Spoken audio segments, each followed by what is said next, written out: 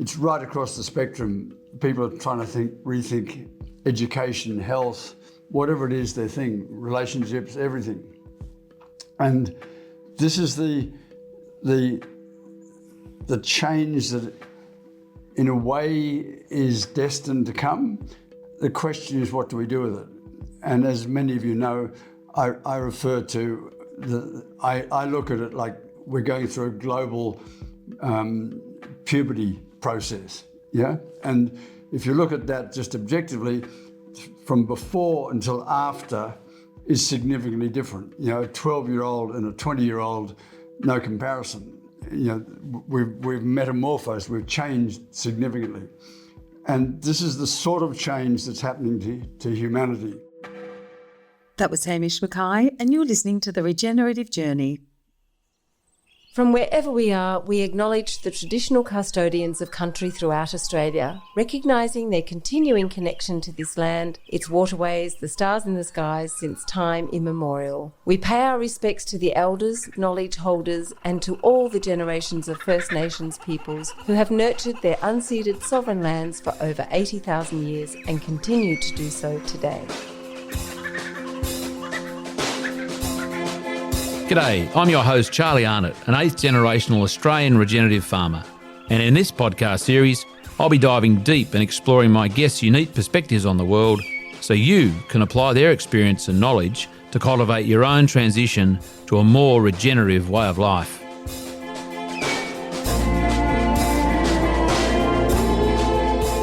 Welcome to The Regenerative Journey with your host, Charlie Arnott.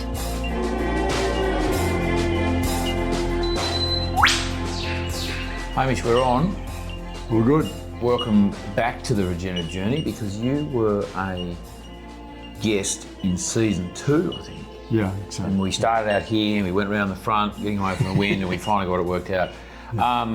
Welcome With back. the help of your socks. Well, that's right. We dealt with the wind with the socks. Good old socks. Now, I'm still getting used to the squadcasty thing. So do you want to start by telling us why you've been here for the last couple of days? What have you been doing here at Hamish?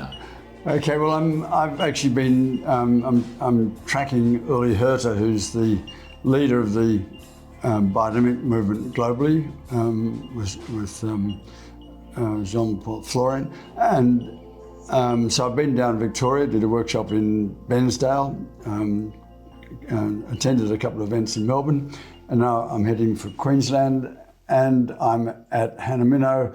I've been making the manure concentrate, which is the cowpat pit that we make in the workshops.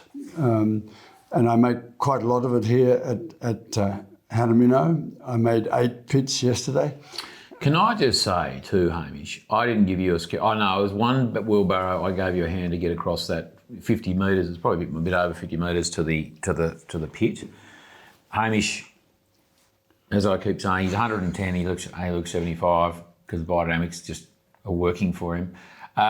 Big day yesterday. 8 solid wheelbarrows full of cow shit mixed and put in the pit, and we're going to put some preps in there this morning.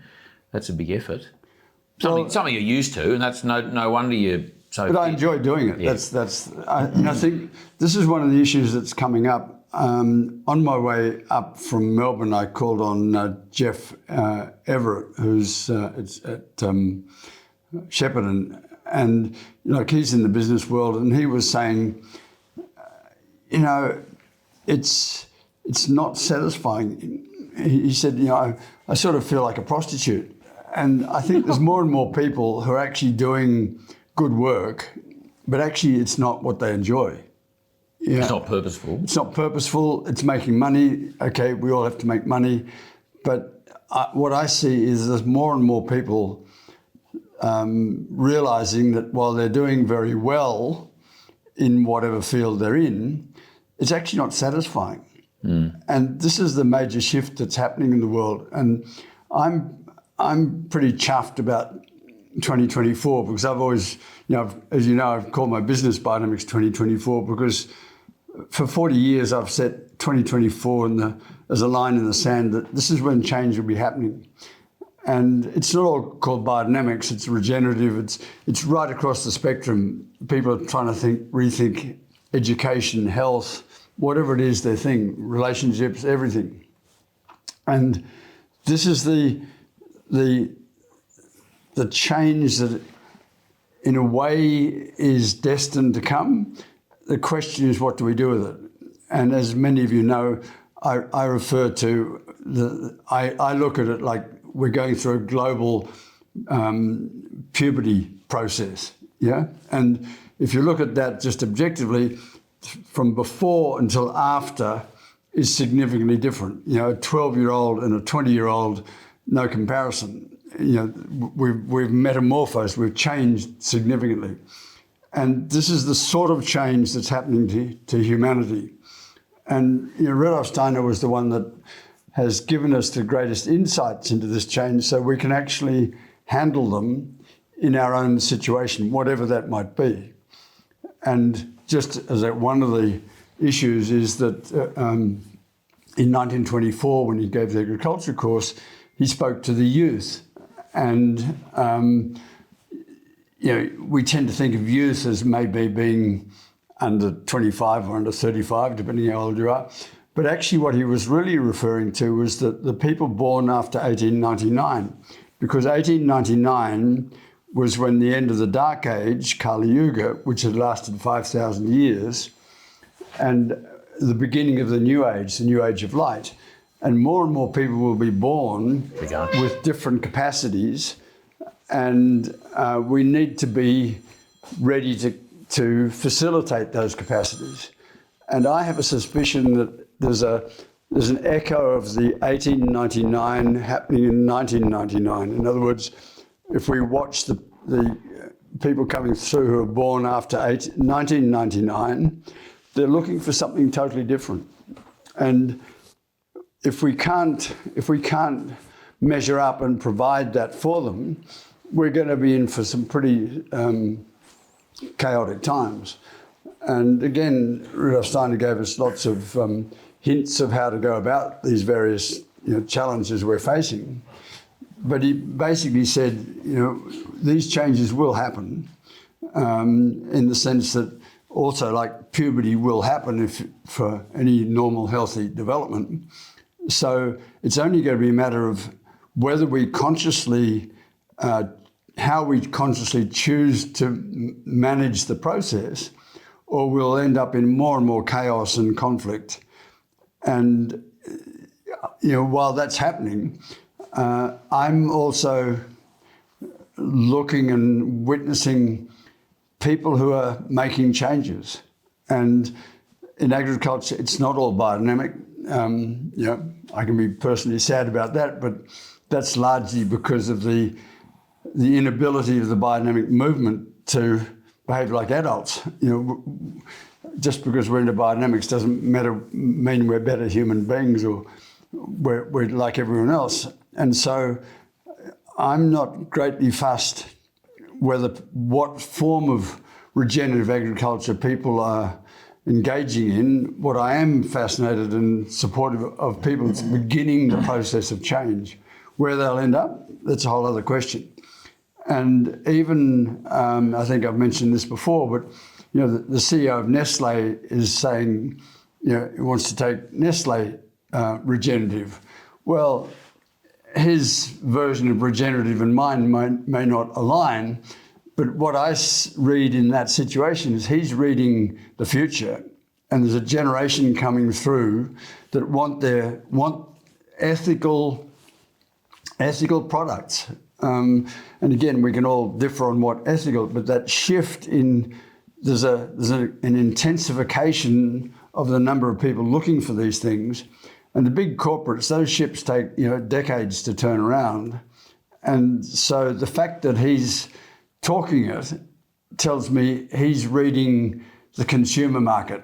And that's ultimately our sort of democratic process. Every time we spend $1, we create whatever it is we're buying. And so there's a lot of politics about the environment and all sorts of things, and yet people don't change their ways themselves. And it's not easy anymore because you try and buy food without plastic. That's a bit of a challenge. On the other side, technology is pretty amazing because they're now coming up with microbes, etc., that will eat the plastic. So there's nothing, I don't think we need to be fearful of the future. We just have to apply the technology in the service of humanity, not just in service of a few. And so I get, when I'm out there making the manure concentrate, these are the things that inspire me, and I physically enjoy the work. Going out and mixing with a few cows and collecting their manure and taking it and stirring it up and putting it in a pit. It all sounds a bit wacky, but that the cows come and they want to know what I'm doing and what are you doing with my food? And so I really enjoy that. And I think farms again need, the more we can make farms the centre of community again, which they were, because that's where creativity, the creation of new substances and new things came from farms. If you take that away, okay, we're digging up coal and iron ore and what have you, but that, and I'm not saying we shouldn't do that, but that in itself isn't creative. What we do with the iron ore and coal is creative, absolutely. But in farming, we're actually creating new substances. And the more people who can be involved in the creation of those substances, the more they will respect the clothes they wear or the food they eat or the houses they live in, because they actually have a relationship to how the wool came to be suitable for my waistcoat, or where the timber comes from their house. And all of that, the separation of our life from these life processes is fairly recent. I'm young enough to remember horse-drawn ploughs and things like that when I was small. So, the change from horse-drawn to tractors is essentially in my lifetime. It happened before that, but the major global sort of industrialization of agriculture has happened in my lifetime. And one of the sort of elders of the biodynamic movement in Europe, he speaks, Manfred Klett, he speaks about the death of agriculture in the 1960s, when the whole green revolution came through and everything went chemical. And that's also a human process, death and resurrection sort of thing. So now is the time when we have to resurrect agriculture, not by going back to the old ways, but actually looking at how this works into the future. And that's what Rudolf Steiner seeded to us, gifted to us, the way of thinking that we will need to adopt to get through this process, this time. And as I said, not everyone in the regen movement is biodynamic or understands biodynamic. The few that do, they're important, but everyone's important. And the people are changing. People who 3-4 years ago wouldn't countenance regenerative are now talking about it. And I was down in Bairnsdale recently, and there's a number of people came to the workshop, and they've observed people who've been doing biodynamics for 3 or 4 years, and they notice that their pastures are greener when things go dry. So they're leaning over the fence and saying, "What are you doing?" 10 years ago, the response would have been, "You must have got a shower of rain that we didn't get." In other words, people were not interested in looking over the fence and asking a question. That's the big change. Those are the important changes, when people start to ask questions, to notice and ask questions, as opposed to noticing and blocking it, sort of thing. Because notice it, they do. I like you mentioned there before, Hamish, every time you spend $1, you're creating what you're buying. That's great, isn't it? It's because you're creating a demand, which then gets back to the producer going, I can. They got the money in the bank essentially, and then there's the pretty clear message that I need to do more of this. So the choices we make every day in our buying choices, we can buy the processed food, which sends a message back to whoever that people want this. I mean, it's an obvious thing, but I like that phrase. Every time you spend $1, you're creating what you're buying. That's pretty good. Back to the puberty, and I love the idea of mankind, humanity going through that. There's always puberty is a little synonymous with, as are all changes, often a pain. It's a period of potential pain, and I guess it's messy. It can be messy, yeah, but it doesn't have to be. It doesn't have to be negative. Too messy or negative, doesn't it? And then so from a child, their ability to address and deal with change, because it's happening, hormonally and physically and mentally, I guess too. As a child, the parenting to that point is important.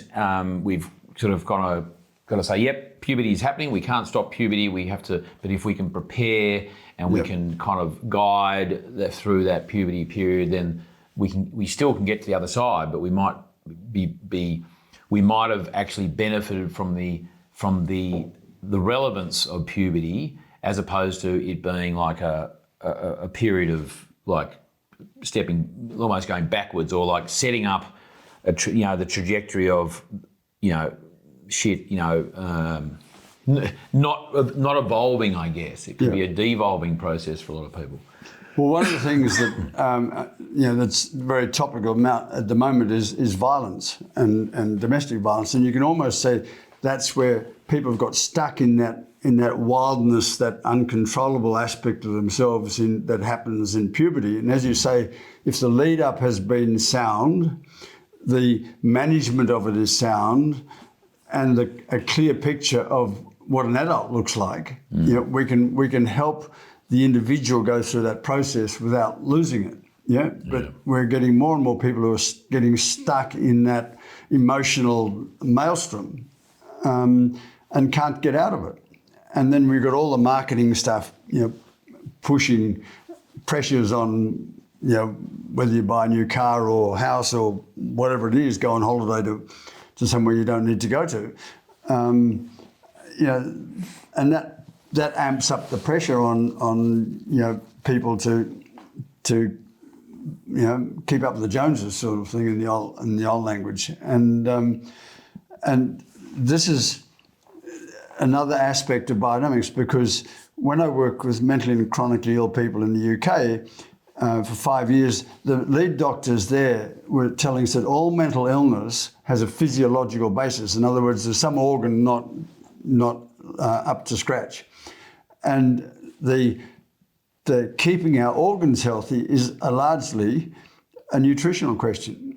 So I'm not saying that nutrition is the answer to violence, but it certainly helps, because look at yourself when you're feeling depleted, fatigued, not inwardly in good space, and you've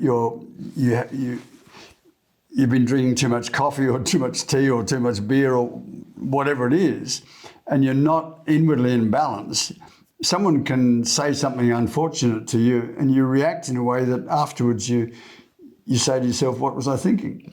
And on whatever level you experience that's what's being amplified in society. There are people who are not inwardly stable, and nutrition is one of the elements that can help that. And it might be just enough to stop people tipping over the edge and doing something that really is not just regrettable, but terrible. Yes, it's a nutrition. And I guess, getting back to the nutrition as a child through to get to puberty, they're gearing up their body for future, but also, that current ability to get through a day at school without having meltdowns or just it's about habit forming, isn't it? And parents, creating a standard in some ways. Like I know that the school that Lordy goes to, Zupa Dupas are quite the thing. They're those tubes in plastic with ice and they're coloured and there's God knows what. And, you know, we have battled with not battled with the school, but we've made some pretty strong suggestions about how that might be able to change all that. But it's such an embedded kind of thing for the kids. Lordy sneaks a few in every now and again, and we can tell when he does. And, you know, and then I imagine teachers might often wonder why the kids are ratty after lunch. You know, because they've been topped up in all sorts of colours, you know, and so anyway, and you know, so I guess getting back to. And again, the good news from my perspective is that, you know, my journey to where I am, in a way, started at the Demeter Bakery in Sydney, where we were making, you know, wholemeal, biodynamic, stone ground breads and all that sort of stuff, and we couldn't expand the business because growers weren't growing the food. So that's why Cheryl Kemp and myself and others sort of departed the city, went to the country to encourage people to grow the stuff. Now we're in the blessed situation. There's more and more good quality produce being grown. So now's the time to start going back down to the city end and alerting people to actually there is some decent food out there, and create linkages so we're not going through the big corporate models, but we're actually creating relationships between growers and consumers and building those networks. And I think that's going to be the next phase we're in. And you know, you're sending your beef and Stuart McWilliam and with their butchery in Crookwell or wherever, you know, there's these things, these seeds of the future are starting to germinate. So I'm, you know, not disheartened. It's going to be serious work, but the people are turning up to do it. And you went to a conference in Melbourne where there was alternative. Speak to that a little. Well, so that was. I'm just looking up.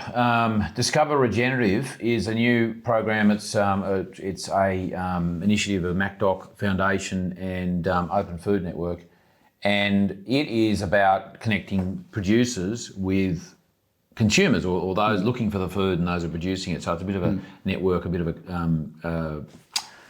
a directory site. Yeah, but that's a good point. Stop it. So the you're out of focus there again. Why is that? So I still look pretty old. You don't. We might be able to get the focusing on you again. Regenerative Health Summit. So we had some fantastic speakers down there. Forgive me if I forget anyone. Dr. Jalal Khan, who's a quantum dentist. He's based in Sydney. Dr. Anthony Chaffee, he's over in WA, in Perth. He is all about nutrition and diet, and he's a strong advocate of carnivore diet. Dr. Pran Yoga Nathan, who was there, he's just so. I love that he can just go down rabbit holes and pull out the good stuff. He was there talking about, I guess, the state of the nation and the state of humanity in terms of nutrition and mental, where our mental state is. Natalie West, she was talking about nutrition as well. She's fantastic. She's based in Melbourne. Who also was there? Oh, Dr. Max Gallane, who I've interviewed as well. He was down there. He was talking about circadian rhythm, and which is fascinating me at the moment. That's why I sometimes wear my little daytime blue blocker glasses and nighttime things. Who else is that? Six, and there was myself. So that was, hopefully I've covered everyone there.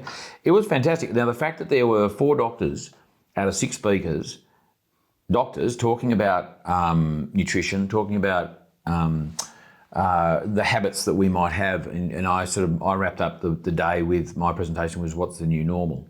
You know, and it's lovely to hear that, you know, that included in that day was 4 doctors talking about, and they all started, we were talking about last night, they all started with their conventional kind of education in those different fields.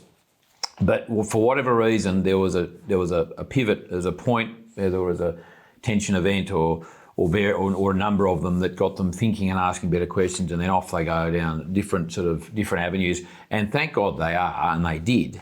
And I've no doubt, and I know that a number of them who were there on the day, it hasn't been without pushback from patients or their fraternity of other doctors. That's just a symptom of the courage to change direction and really, live and speak and practice their values. And you can read about people prepping, as they call it, getting ready for the end time sort of thing.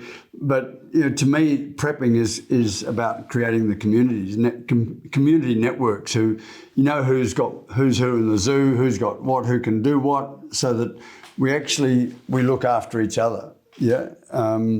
Whereas the sort of traditional model of prepping is you store up for yourself, and it'll be interesting to see what happens because when if the world goes that bad, are you going to just look after yourself, or are you going to look after each other?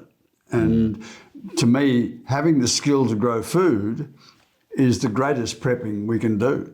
Yeah, so that when the superphosphate and the chemicals and the drugs and the drenches and what have you all stop, the fact that you can keep going and feed other people, that's going to be by far the greatest form of prepping we can do.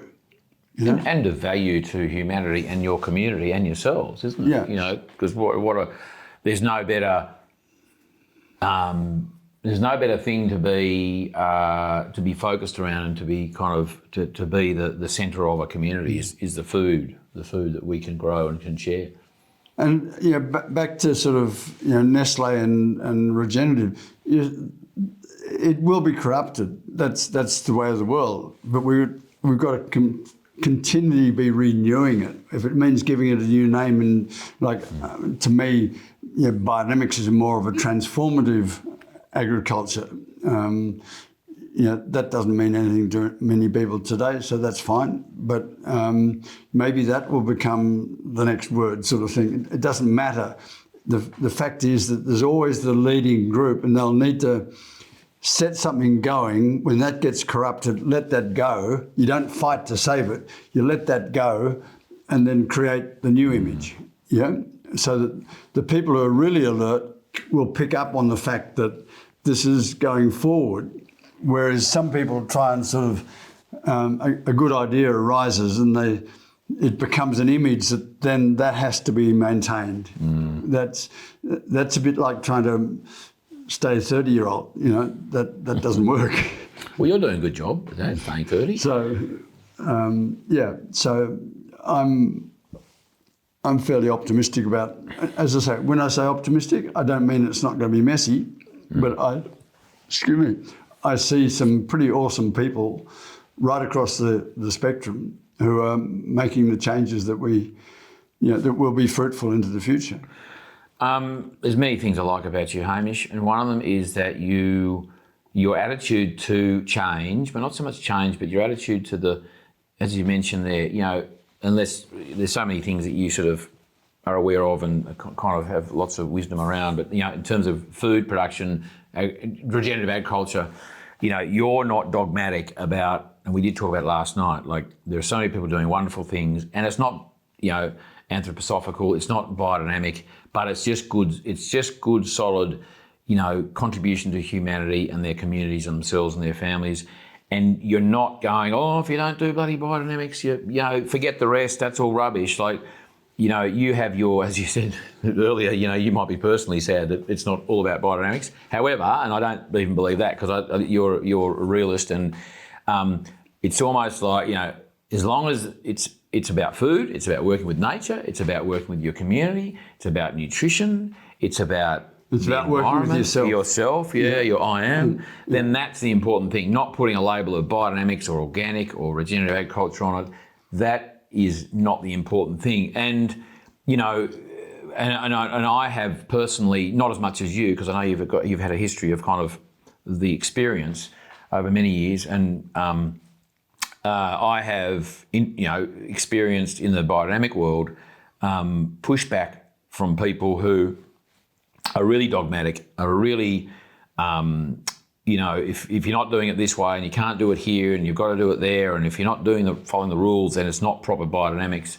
I've experienced that. I've also experienced that in other fields of regenerative ag. I mean, in life generally, but regenerative ag in terms of, if you're not doing this particular practice, and if you haven't read the book and doing it as per that educator, then it's just not. You're actually harming things. You're actually not doing. You're not upholding the rules of the expectation of that particular practice, and you're actually doing some harm to the environment because these rules and these things were put in place because they work. And if you're doing that, it's almost blasphemous. And look, that's life. But as I said, you are not prone to the dogma that so many other practitioners of, again, let's keep it to agriculture. Look, I try and teach biodynamics, what I call from the big picture, and a traditional, in other words, fairly close to Rudolf Steiner's lectures.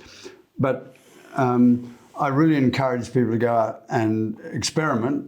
That's why I teach it try and teach it that way, so you get the thinking, so then you can apply your own version of that thinking into your enterprise. And my sort of golden rule: if you do something different and it works, come and tell us, so that we can share that. And if you do something different and it doesn't work, come and tell us so we can share that. Because as more and more people are doing it, we'll develop more skills, more capacities, more nuances into the whole thing. And that's coming from the people doing it, not from the people teaching it, so to speak. And that's critical. So that's why I don't have anything to do with certification, because that's where legitimately there are rules, because the consumer wants to know certain facts about the food that they're buying and maybe paying more for. So that's legitimate in my view. But from where I'm at, I'm trying to get people to have the courage to have a go, and start their learning journey. And that's one of the sort of things about biodynamics. Every farm is a farm individuality. And I was working with a group recently, and they want to get a farmer and get stuff happening. And I said, yeah, but these things take time. If you buy a new farm and you get a new farmer, it's going to take 7 years at least for that farmer to really get to know that land. And I said, anyone who's been a parent, you get this new shiny little wonder in your hands, and it takes time to work out who it is. Mm-hmm. And if you have more than one child, each one's different. So each one, you've got to work out who they are and what the relationship is. And anyone who buys a farm, that's a similar process. You've got to get to know the farm, and the farm in a way needs to get to know you. So it's not mechanical. That's where the industrial agriculture has sort of set us up, that here's the formula, this is what you do, this is what you buy, this is when you do it, and it becomes a mechanical process. And you as the farmer actually become just the mechanic. Yeah. And that's a different order of farming. Conscious of time, we've got to put some preps in. I've got a stock agent turning up pretty soon. A plug for the biodynamic workshop we're putting on here at Hamish, the 21st, 22nd of June. It's a Friday, Saturday. I think it's the first time we've done a straddling the weekend sort of kind of thing. So we hope that appeals to more people, insofar as you're only sort of skipping work for one day of the week, and it's only one day of the weekend. Because the 2 days in a week or the whole weekend, that often really takes out a whole chunk of opportunity for people to attend. There will be a farm tour on the Thursday, 3 till 5. We'll do a bit of a tour around. We show you some of the stuff that we won't get to within the actual 2 days of the workshop. We haven't got anything planned for spring yet, so that's why I'm saying to people, it may well be just our only one we do at Hamish this year. So don't muck around. It could be 12 months till we get another one back at Hamish. It's kind of our signature workshop. Venue. The food will be good. The company will be even better. And you'll learn all about the principles, practices and philosophy of biodynamics. In the mornings we do theory and sort of inside work with plenty of crowd participation and engagement, and also in the afternoons of both days we will then be outside doing some of the hands-on stuff. You'll get shit on your hands. You'll be. That's a good thing.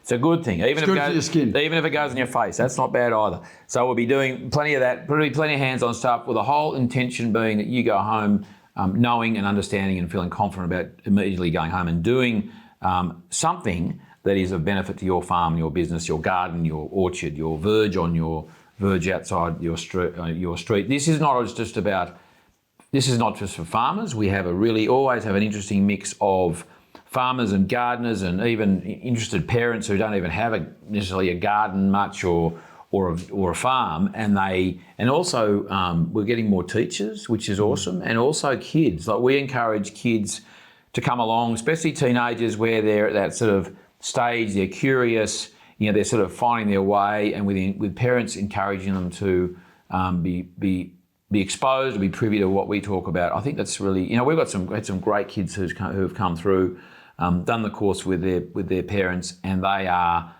really, they're really involved. They're contributing in their own way to their own, their garden.